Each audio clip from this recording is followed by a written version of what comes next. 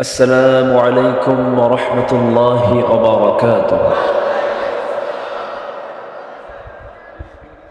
إن الحمد لله الأكرم الذي خلق الإنسان وكرم وعلمه من البيان ما لم يعلم، فسبحان الذي لا يحصى امتنانه باللسان ولا بالقلم. نشهد أن لا إله إلا الله وحده لا شريك له، ونشهد أن سيدنا وحبيبنا ومولانا محمدًا عبده ورسوله الذي أرسله بالحق بشيرًا ونذيرًا وداعيًا إلى الله بإذنه وسراجًا منيرًا. فقد قال الله تعالى في كلامه المجيد وفرقانه الحميد: أعوذ بالله من الشيطان الرجيم. بسم الله الرحمن الرحيم.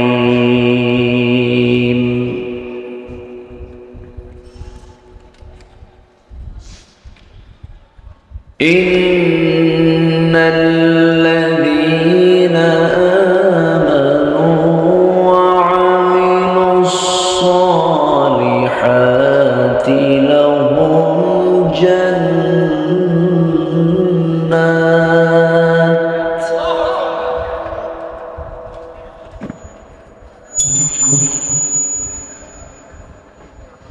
لهم جنات تجري من تحتها الأنهار.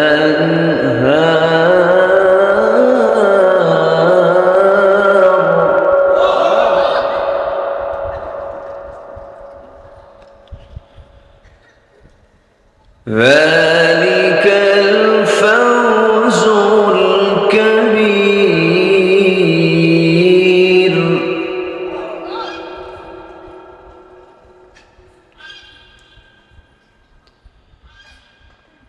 إن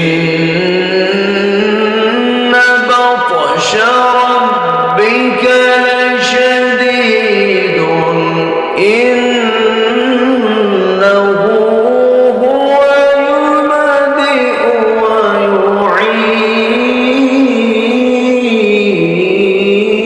ويعيد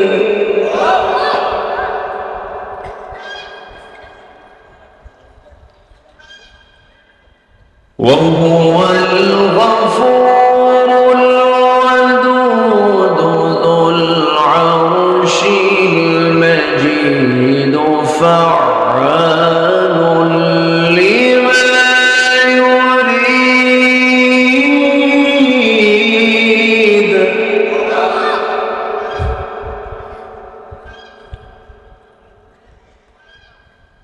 هل أتاك حديث الجنود فرعون وثمود؟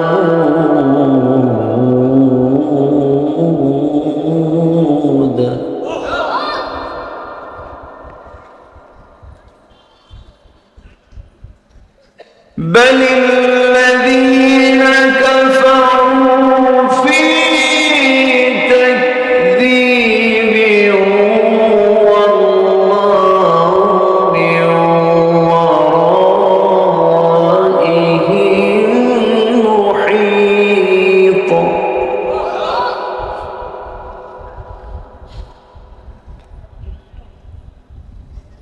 بل هو قرآن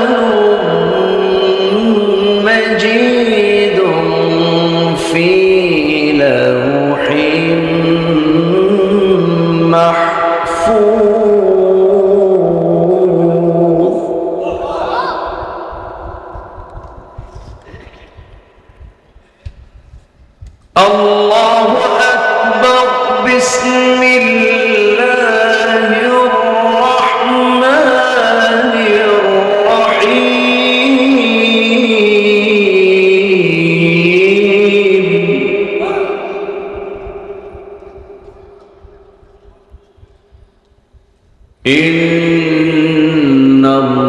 ইন্নাল্লাহা ওয়া মালাইকাতাহু ইউসাল্লুনা আলান নবী ইয়া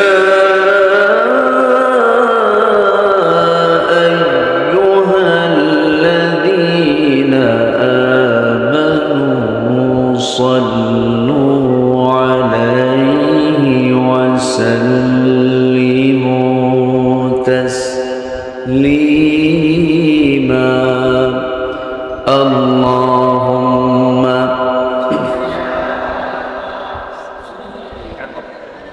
ফোনটা এই দিক থেকে দেন, মানে এখানে বাতাস লাগাতে।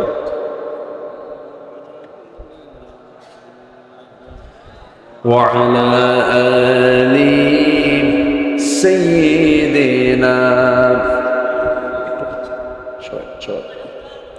একটু মোহাব্বত দিয়ে নবীর প্রেমে মাতোয়ারা হয়ে জবান খুলে আওয়াজ দিয়ে নবীর প্রেমে মাতোয়ারা হয়ে সবাই বলুন আল্লাহুম্মা সাল্লি আলা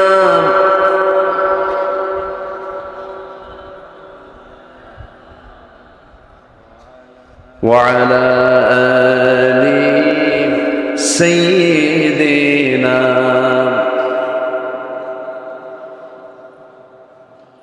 প্রাণের অধিকে বেশি যার দাম রাহমাতাল লিল আলামিন। প্রাণের অধিকে বেশি যার দাম রাহমাতাল লিল আলামিন। জানো কি তোমরা তাহার নাম রাহমাতাল লিল আলামিন। অসহায়ের বুকে যে জন গোপনে করে সার দুরুদ পড়ে সুবহে ও শাম রাহমাতাল লিল আলামিন। গরিবের আহার দিতেন গোপনে করে সার দুরুদ পড়ে সুবহে ও শাম রাহমাতাল লিল আলামিন। গরিবের আহার দিতেন নিজে হয়ে রোজাদার নিয়মর ভালোবাসার খান রাহমাতাল লিল আলামিন।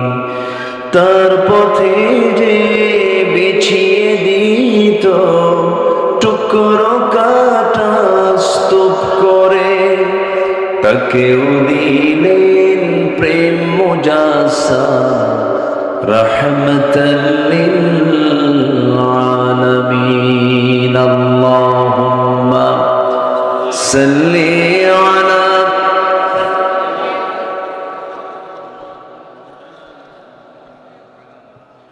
وعلى آل سيدنا সবাই বলুন বালাগাল উলা বিকামালিহি কাশাফাত তুজা বিজামালিহি।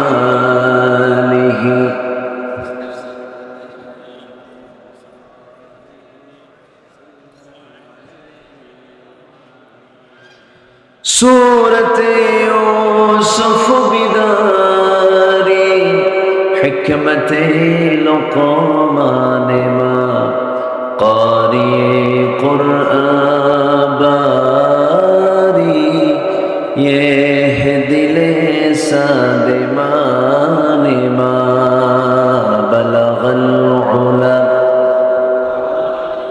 كشف الدجى بجماله حسنت جميع خصاله سلوا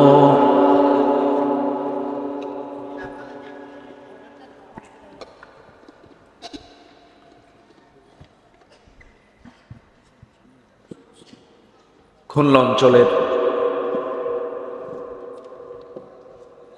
সাতক্ষীরা জেলার সদর উপজেলার বালিয়াডাঙ্গা আল্লাহর দান হাফিজে মাদ্রাসা মাহফিল ইন্তেজামিয়া কমিটি কর্তৃক আয়োজিত 26তম তাফসীর মাহফিল 2025 মাদ্রাসা মাঠে অনুষ্ঠিত আজকের এই মহৎ আয়োজনের সম্মানিত সুযোগ্য সভাপতি, দক্ষিণ এশিয়ার বৃহত্তম ইসলামী সংগঠন বাংলাদেশ জামাত ইসলামীর কেন্দ্রীয় সাংগঠনিক সম্পাদক, সাতক্ষীরা মাটি মানুষের হৃদয়ের স্পন্দন জননেতা মুহাদ্দিস আব্দুল খালেক সাহেব, বরেণ্য অতিথি কবির হোসেন মিলন সাহেব কথা বলেছেন, সাতক্ষীরা আহসানিয়া মিশন আলিম মাদ্রাসার অনারেবল ভাইস প্রিন্সিপাল মাওলানা আব্দুল মান্নান হাফিজাহুল্লাহ, আজকের এই প্রোগ্রামের বরেণ্য সাহেবে সদর জনাব আব্দুল করিম সাহেব, পরিচালক জনাব মাওলানা আইয়ুব হোসেন সিরাজি, উপস্থিত হাজারাত উলামায়ে কেরাম, ফদলা ইজাম, সুশীল সমাজ, জাতির শ্রেষ্ঠ সন্তান, শিক্ষক মণ্ডলী, জাতির বিবেক, সাংবাদিক বৃন্দ, সম্মানিত মিডিয়া কর্মীবৃন্দ, সামনে উপস্থিত দূরে কাছের বিভিন্ন স্থান থেকে ছুটে আসা কালেমার ঝান্ডাবাহী, তাওহীদের পতাকাবাহী, দ্বীন ইসলামের নরসারদুল বীর মুজাহিদ, প্রাণ প্রিয় সম্মানিত দ্বীনী ভাইরা, আড়ালে বসে আছেন শ্রদ্ধেয়া সম্মানিতা মা বোনেরা, আলোচনার সূচনায় আনুষ্ঠানিকতার মধ্য দিয়ে আমার পক্ষ থেকে আবারও দিল খোলা সালাম, আসসালামু আলাইকুম ওয়া রাহমাতুল্লাহি ওয়া বারাকাতুহু। সবাই কেমন আছেন বলুন? আমাকে প্রশ্ন করলেন, আল্লাহ তাআলা আমাকে আপনার সাথেই, আপনার মতোই, আপনার কাছেই বসে রেখেছেন। বলি আলহামদুলিল্লাহ। সাতক্ষীরা সদরে আমার প্রথম সফর হয়েছিল কাথন্ডা, একটা এলাকা আছে, আপনার আছে না? কাথন্ডা অনেক আগে, 2000 মেবি 5-6 এই টাইমে একটা মাহফিল, আজ থেকে আরো প্রায় 20 বছর আগে ছিল। প্রথম ফার্স্ট সফর হয়েছিল আমার সাতক্ষীরার হাদিপুরে, দেবহাটা উপজেলার একটা এলাকা আছে হাদিপুর, এসেছে আরো আগে। সাতক্ষীরা আসলেই না যেন মনে হয় আমি একটা ইসলামী জনপদে পদার্পণ করলাম। বলি আলহামদুলিল্লাহ। আমার দেশের বাকি 63 জেলাকে আল্লাহ তুমি সাতক্ষীরার মতো বানিয়ে দাও। এত আস্তে আমিন বললেন। আপনারা জেলার মধ্যে একটা মডেল জেলা ইসলামের দিক থেকে। বলি আলহামদুলিল্লাহ। আসতে পেরেছি, জান্নাতের টুকরায় বসতে পেরেছি। তৌফিক দিয়েছেন কে? তৌফিক দিয়েছেন কে?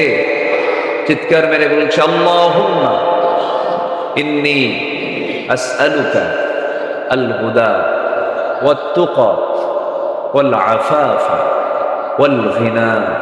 সবাই বলি আল্লাহুম্মা আইন্নি আলা যিকরিকা ওয়া শুকরিকা ওয়া হুসনি ইবাদাতিকা। আমরা আল্লাহ তাআলা শুকর আদায় করলাম। গতকালকে আমার প্রোগ্রাম ছিল হলো বেশি দূরে না, রাজশাহী তামরে। খুব বেশি দূরে ছিল, ভালোই দূরে ছিল। সেখান থেকে আসতেছিলাম, আমার ভাইজান বহু আগে, অনেক সুন্দর স্বাস্থ্য, আমার গায়ে তো কিচ্ছু নেই, এই সারা জীবন এরকমই থাকে। একটু ঘষা দিছে আসার সময়, দেখি একটু বাড়ে যদি। তো আমাকে অনেক আগে বলেছিলাম আসার জন্য, আসছি আজকে। আমার দিলটা ভরে গেছে যে এত রাতে আপনারা এখনো বসে আছেন কোরআনের টানে, জান্নাতের বাগানে, আলহামদুলিল্লাহ। সম্মানিত ভাইরা, আমরা একটি বছর অতিক্রম করেছি, এক বছর ক্রস করে প্রায় আরো 3টি মাস 4টি মাস চলছে। এই 100 বছর আগেও কোরআন শোনার কিন্তু অনুকূল পরিবেশ বাংলাদেশে ছিল না। ছিল না। থানাতে যাওয়া লাগতো, এখন থানায় নিজে ফোন দিয়ে বলে কিছু লাগবে কি। আল্লাহ, কত টেনশন কমিটি, জুতার তলা ক্ষয় হয়ে যেত, মাহফিল হতো না, অনুমতি হতো না। এই সাতক্ষীরাতে আমাকে কতবার যে ধরছে হিসাব নাই। সাতক্ষীরা সদরের কোথায় যেন একটা প্রোগ্রাম ছিল, ভারু খালি, কই খালি কই, ওটা ভরাটি তো। তারপরে দেবহাটায়, বোধহাটা, এরকম বিভিন্ন জায়গায়, এরকম গোটা দেশেই তারা অনেক ষড়যন্ত্র করেছিল, টিকতে পারেনি, টিকতে পারবেও না। বাতিল মিথ্যা কখনো টিকসই হতে পারে। হকের বিজয় কে দিবেন? ইসলামটা কার? এর বিরোধিতা করে লাভ নাই তো। আমি আপনি মরে যাব, কিন্তু ইসলাম ঠিকই বিজয়ী হয়ে যাবে। ইসলাম পরাজিত হওয়ার জন্য আসে নাই তো। ইসলামটা কার? কিন্তু বিষয় হলো আমরা মুসলমান। আমরা কি বলুন তো? মুসলমান। আমাদের ধর্মের নাম কি? তাহলে ইসলাম যে মানে তাকে কি বলে? মুসলিম। ইসলাম যে মানে তাকে কি বলে? মুসলিম। ইসলাম যে মানে না তাকে কি বলে? অমুসলিম। আমরা বাংলা ভাষায় বলি কি? অমুসলিম। তো আমার দেশে মুহাম্মদ নাম,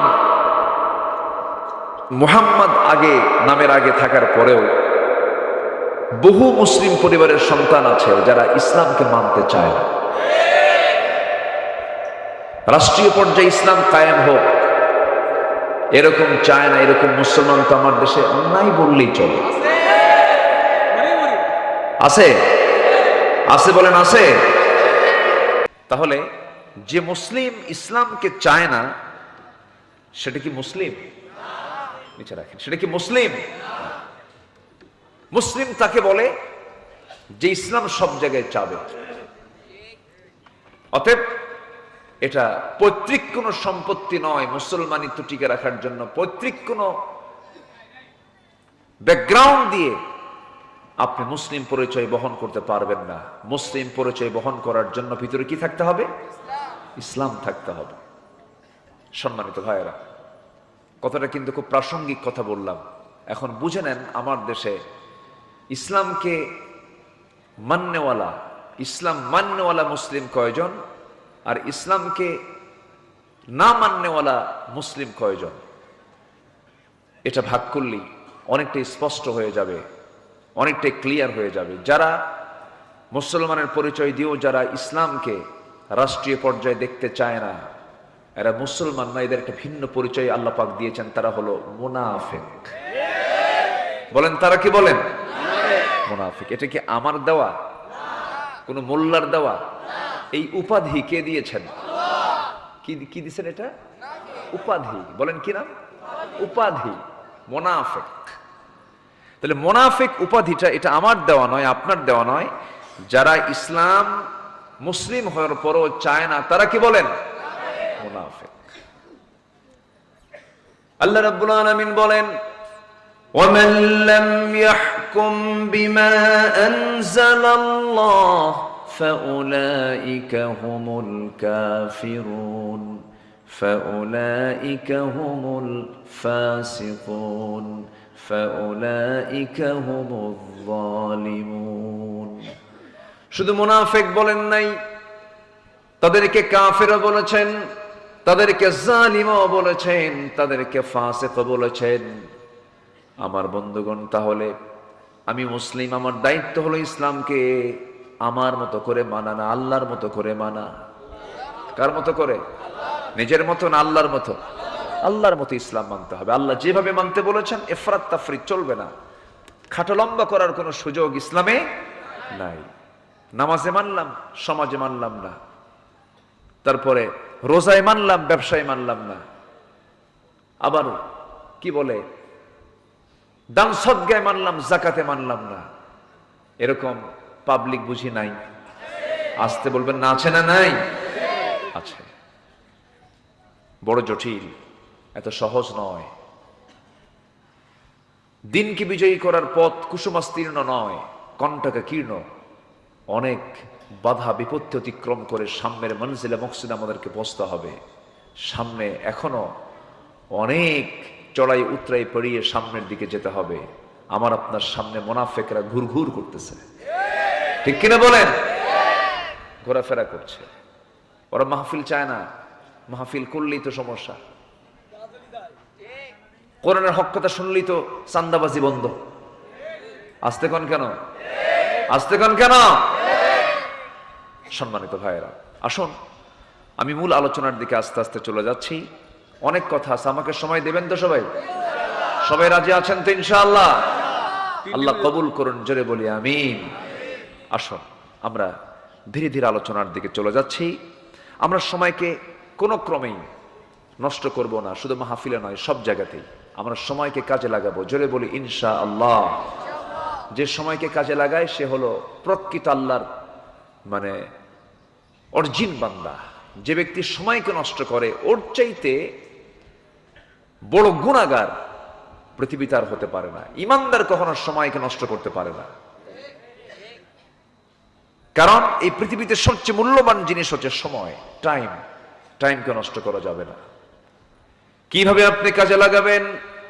আল্লাহ রাব্বুল আলামিন বলেন, হুয়াল্লাযী খালাকাল মাউতা ওয়াল হায়াতা লিয়াবলুয়াকুম আইয়ুকুম আহসানু আমালান ওয়া হুয়াল আজিজুল গফুর। জোরে বলুন আল্লাহু আকবার।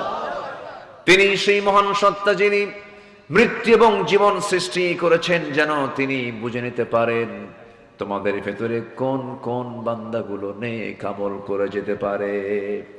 নেক আমল করার জন্য দুনিয়াতে এসেছি আমরা। এই জন্য আমরা কোনো কাজ করতে গেলে আমরা যেমন লস চাই না, লাভ চাই। আল্লাহ রাব্বুল আলামিন বান্দাকে বলছেন, বান্দা এমন কিছু কাজ আমি তোমাকে শেখায় দেব, যে কাজগুলো করলে তোমার কখনো লস হবে না, লাভবান হয়ে যাবে। তবে হ্যাঁ, সফলতার জন্য, সেই লাভের জন্য কিছু শর্ত আছে। সেই শর্ত যদি পূরণ করতে পারি, মহান রব্বুল আলামিন বলেন, আমি তোমাকে মহা সাফল্য দান করে আমি তোমাকে জান্নাত নামক নিয়ামত বুঝাইয়া দেব। জোরে বলে সুবহানাল্লাহ। সেই সফলতার শর্তগুলো কি আমরা কি শুনতে রাজি আছি ভাই? মোটামুটি 9টা শর্ত আছে। কয়টা শর্ত আছে বলেন তো? 9টা শর্ত। গোটা কোরআন থেকে একটু খুঁজে খুঁজে আমি বের করেছি। ঘটনা কি হলো? ও এইগুলো ফাটতেছে, এগুলো ফাটার জন্যই রাখছে। মাঝে মাঝে ফাটবে, হুজুর থামবে। আচ্ছা, ডিজাইন করেছে তারা। Just design. ডিজাইন যদি বিপদ হয় তাহলে তো মুশকিল, অন্য কিছু দেওয়া লাগতো। আর যেন না ফাটে দোয়া করেন নাকি? না, ওই যে একটু ডিস্টার্ব হয়, এটা শব্দ, এটা শব্দ। তো সাইয়েদনা ওমর ফারুক রাদিয়াল্লাহু তাআলা আনহু রাতের আধারে খালি পায়ে হাঁটতেন। বলা হলো, আপনি খালি পায়ে হাঁটেন কেন? উনি বললেন যে এই যে রাস্তার যে পাথরগুলো আছে আর আমার জুতার যে খড়ম, জুতার সাথে পাথরের আঘাত লাগলে কি হবে? শব্দ হবে। এই শব্দে আমি রাস্তায় হাঁটবো, আর আমার নাগরিকরা যদি ঘুম ভেঙে যায়, কিয়ামতের দিন কি জবাব দেবে? এই জন্য আমি ওমর খালি পায়ে হাঁটি, জনগণের জন্য ঘুমের কষ্ট না হয়। তাহলে ফাটাফাটি রাখা যাবে? রাখা যাবে না। শব্দ দূষণ। আমার দিকে তাকান। কষ্ট পাচ্ছেন নাকি আপনারা? আল্লাহ কবুল করুন, জোরে বলি আমিন। আমরা সফল হতে চাই। কার পরামর্শ নেব আমরা? কার পরামর্শ? তবে আল্লাহ রাব্বুল আলামিন আরেকটা আয়াতে তিনটা কথা বলেছেন, তিনটা কাজ যদি করো কখনো লস হবে না, সব সময় তুমি লাভবান হয়ে যাবে। আল্লাহ রাব্বুল আলামিন সুন্দর করে বলেন, ইন্নাল্লাযীনা ইয়াতলুনা কিতাবাল্লাহ ওয়া আকামুস সালাতা ওয়া আনফাকু মিম্মা রাযাকনাহুম সিররান ওয়া আলানিয়াতান ইয়ারজুনা তিজারাতান লান তাবুর। সূরাতুল ফাতির আল্লাহ রাব্বুল আলামিন বলেন, তিনটা কাজ যারা করবে, আল্লাহর কালামকে যারা তেলাওয়াত করবে, নাম্বার 2 হলো যারা নামাজ কায়েম করবে, নাম্বার 3 হলো যারা গোপনে প্রকাশ্য আল্লাহর পথে যারা খরচ করবে, এই তিনটা কাজ আছে যার, তার কখনো লস নাই। জোরে কোন সুবহানাল্লাহ। তেলাওয়াত, নামাজ কায়েম আর আল্লাহর পথে দান, এই তিনটা কাজ করলে আল্লাহর পরামর্শ হলো তার কোনো লস নাই। আল্লাহু আকবার বলো। তেলাওয়াত, এই দেশে কি তেলাওয়াত আছে? কই? এখানে বসে আছেন যারা, আমি যদি বলি কোরআনটাকে সহি করে পড়তে পারবেন, সবার হাত কি উঠবে? উঠবে না। শুধু এখানে কেন, গোটা দেশেই তো উঠবে না। 20 কোটি মুসলমানের বসবাস যে দেশে, মাত্র 40 থেকে বড় জোর 50 লক্ষ মুসলমান কোরআনকে শুধু সহি করে পড়তে পারে, মাত্র 50 লাখ। আর বাকি এই বিশাল জনগোষ্ঠী কোরআনটাকে সহি করে পড়তে পারে না। কোরআন সহি না হলে নামাজ সহি হয়? আস্তে, নামাজ সহি হয়? অথচ কোরআন সহি করে পড়া সবার জন্য কি? আরো জোরে বলেন। কোরআন সুন্দর করে সহি শুদ্ধ করে কোরআন তেলাওয়াত করা সবার জন্য কি? ডাক্তার কি সবার জন্য হওয়া ফরজ? ডাক্তার সবাই হলে রোগী থাকবে কই? ডাক্তার সবাই হবে না, ইঞ্জিনিয়ার সবাই হবে না, কিন্তু কোরআন সহি করে শেখা সবার জন্য কি? ফরজ। নামাজে কি লাগে? কোরআন লাগে। আজকে আমার দেশে 54 বছর হলো দেশ স্বাধীন হয়েছে। মিনিস্ট্রি অফ এডুকেশন ছিল, শিক্ষা মন্ত্রণালয় ছিল, অনেক কিছুই ছিল। একটি বৃহৎ বাজেট শিক্ষা খাতে ব্যয় হওয়ার পরেও আজকে বাংলাদেশের একটি সিংহভাগ অংশ, বিশাল একটি অংশ, ন্যূনতম নামাজ আদায়ের জন্য যে কোরআন সহি করে পড়ায়, এতটুকু শিক্ষাও জাতি অর্জন করতে পারে নাই। অর্থাৎ এখান থেকে প্রমাণিত হয় শিক্ষা মন্ত্রণালয়গুলো ছিল ব্যর্থ।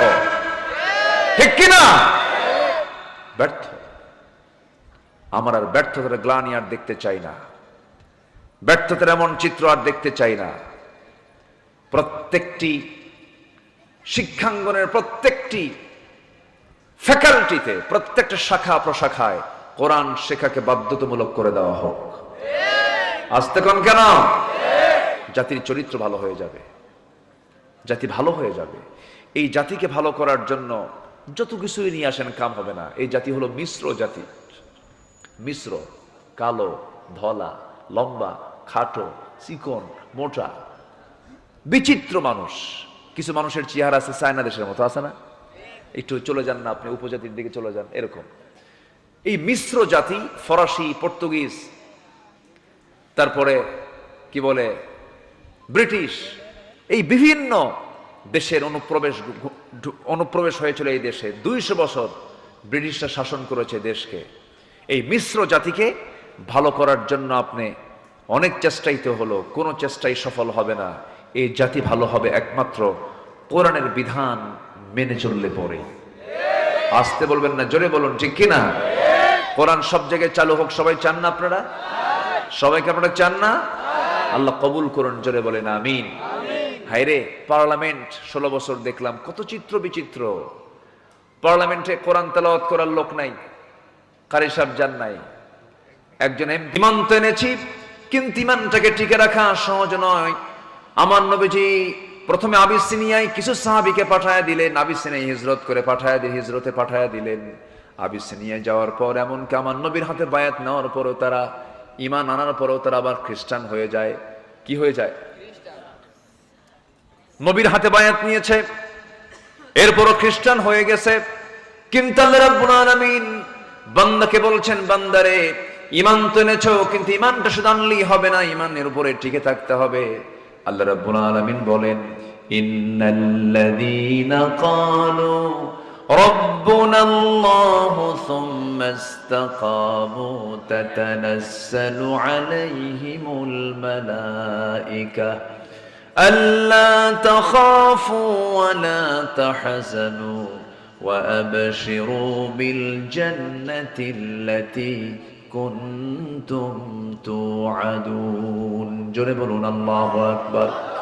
নিঃসন্দেহে যারা বলবে আমার রব আল্লাহ, সুম্মা ইসতাকামু, এবং তার উপরে টিকে থাকবে, আল্লাহ রাব্বুল আলামিন বলছেন ঈমান আনবে এবং টিকে থাকবে, আমি আল্লাহ তাকে এমন সুন্দর জান্নাত দেব যে সুন্দর জান্নাতটা স্থায়ী জান্নাত হয়ে যাবে। জোরে বলুন সুবহানাল্লাহ। টিকে থাকতে হবে। ঈমান আনা যায়, কিন্তু টিকে থাকা সহজ নয়। অনেকে একটা প্যাকেট বিড়ির কাছেও ঈমান বিক্রি করে দেয়, আছে না নাই বলেন তো? বিক্রি করে দেয় ঈমানটা একদম। ইউসবিহু মুমিনান ওয়া ইউমসি কাফিরান, সকালবেলা ঈমান আছে, বিকালবেলা ঈমান নেই। এটা করা যাবে না।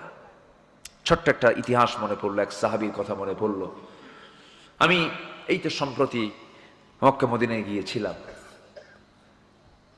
ওখানে গেলে প্র্যাকটিক্যাল কিছু দেখা যায়। আল্লাহ তুমি সবাইকে যাওয়ার তৌফিক দাও, জোরে বলি আমিন। যেতে তো খুব একটা বেগ পেতে হয় না এখন। আগে জাহাজে যাওয়া লাগতো, 14 দিন 15 দিন 1 মাস পর্যন্ত লেগে যেত। এখন ঢাকা যেতে যত সময় লাগে তার চাইতে ঢাকা থেকে মক্কা যেতে তার চেয়ে সময় কম লাগে, আলহামদুলিল্লাহ বলে। কিন্তু সাথে একটু টাকা পয়সা লাগে।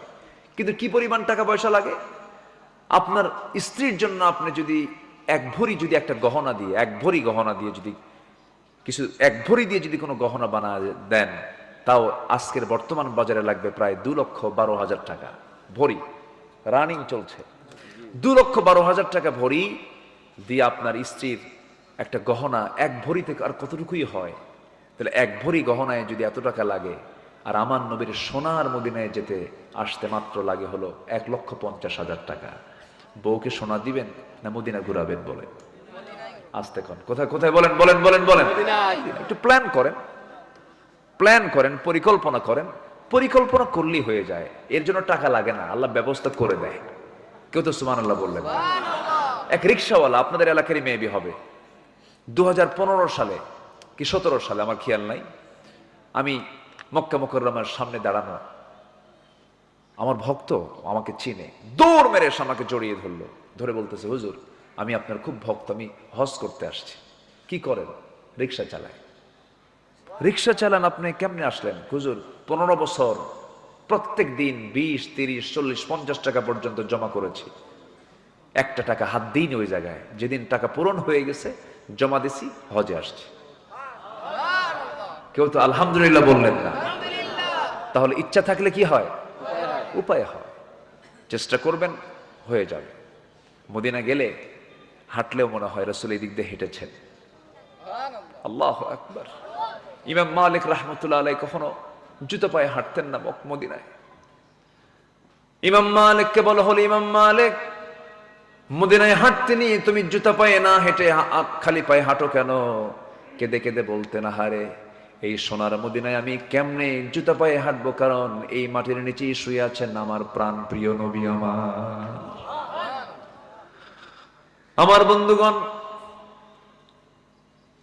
সোনার মদিনা, প্রাণের মদিনা, আমার সবচেয়ে প্রাণের চেয়েও প্রিয় রাসূল সেখানে শুয়ে আছেন। আজ থেকে 1500 বছর আগে দাফন হয়েছে, তাকে দাফন করা হয়েছে। সেই নবীর প্রতি সবচাইতে বেশি মোহাব্বত যারা দেখিয়েছেন তারা হলো সাহাবীরা। সাহাবীরাও তার পাশে শুয়ে আছেন। ওই সাহাবীর ভিতরে, ওই সাহাবীদের ভিতরে একজন সাহাবীর কথা মনে হয়ে গেল। দেখেন কি পরিমাণ প্রেম নবীর প্রতি তারা দেখিয়েছেন, ঈমানটা তাদের কত মজবুত ছিল।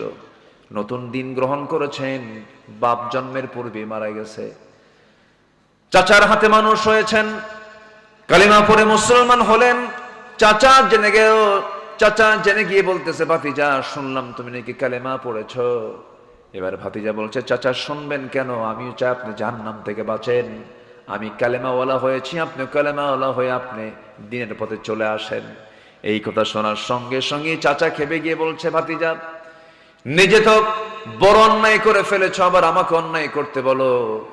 বাপদাদার ধর্মে আমি চুনকারি মারতে চাই না, তুমি দিনটা ছেড়ে দাও, তুমি ইসলামটা ছেড়ে দাও। ভাতিজা বলছে, চাচা জীবন দিয়ে দেব কিন্তু ঈমান দিতে পারবো না। একটু জোরে বলুন সুবহানাল্লাহ। জীবন দেব, কি দেব না? ঈমান দেব না। চাচা খেপে গিয়ে রেগে গিয়ে থাপ্পড় মেরে জমিনে ফেলে দিল। ফেলে দিয়ে বলছে, ভাতিজা যত সম্পত্তিগুলো তোর নামে আমি দিয়েছিলাম, তুই কি জানিস এই ঈমানটা না ছাড়লে পরে সমস্ত সম্পত্তি আমি তোর কাছ থেকে জোর করে নিয়ে নেব। ভাতিজা মুসকি মুসকি হাসি মারে বলে, চাচা জোর করবেন কেন? আমার তো ঈমান আছে, আমি স্বেচ্ছায় আমার সমস্ত সম্পদগুলো আমি আপনার হাতে তুলে দিলাম, লাগবে না আমার এগুলো, এগুলো আমার দরকার নাই। চাচা খেপে গিয়ে রেগে গিয়ে গায়ের জামাটা টেনে ছিঁড়ে ফেললো, পরনের লুঙ্গিটা পর্যন্ত তার দেহ থেকে খুলে নিল, উলঙ্গ করে ঘাড় ধাক্কা দিয়ে রক্তাক্ত করে ঘর থেকে বের করে দিয়েছে। উলঙ্গ দেহ, নগ্ন দেহ নিয়ে মার দরজায় গিয়ে নক করে বলছে, মা দরজা খুলো। দরজা খুলাই, এবার সন্তান বলছে, মা আমার দিকে তাকায়ও না, আমার চাচা দিন গ্রহণ করার কারণে সম্পদ তো নিয়েছে, আমার লুঙ্গি পর্যন্ত খুলে নিয়েছে, দেখো তো মা ঘরের মধ্যে কোনো কাপড়, এক টুকরো কাপড় হলো চলবে, আছে নাকি?